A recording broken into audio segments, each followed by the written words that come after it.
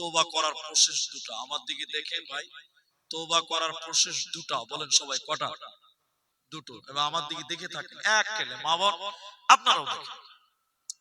আমার এই ভাই তওবা করছে আর আমি তওবা করছি। আমার দিকে দেখেন, এই ভাই পাঞ্জরে আছে, এই ভাই তওবা করছে আর আমি তওবা করছি। দুটো তওবার ডিজাইনটা খালি দেখেন। অনেক গুনাহ আমিও করেছি, অনেক গুনাহ উও করেছে। ও তওবা করছে আল্লাহর কাছে। আমার দিকে দেখেন, ও তওবা করছে, আল্লাহ চুরি করেছি ক্ষমা করে দাও, জিনা করেছি ক্ষমা করো, মাফ করে দাও, নামাজ পড়িনি আল্লাহ তুমি মাফ করে দাও, আল্লাহ বেঈমানি করেছি, মিথ্যা বলেছি, মাফ করে দাও। মাফ চাইছে ইনি, আমার দিকে দেখেন উনি। এবার আমি তওবা করছি, দেখেন আল্লাহ আর চুরি করব না, আল্লাহ আর জিনা করব না, আর মিথ্যা বলবো না।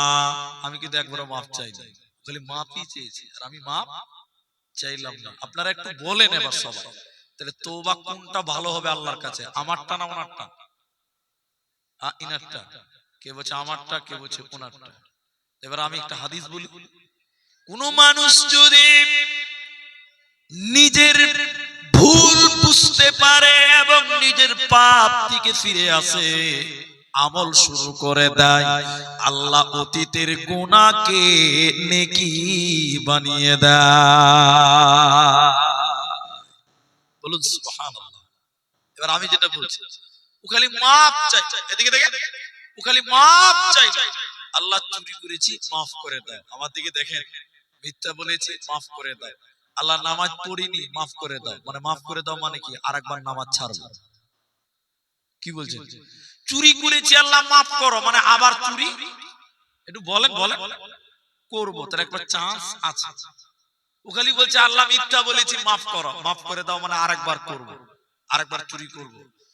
কেউ যদি বলে আর চুরি করব না, আর মিথ্যা বলবো না, আর জিনা করব না, আল্লাহ অতীতের গুনাহকে মাফ করে নেকি বানিয়ে দেবে।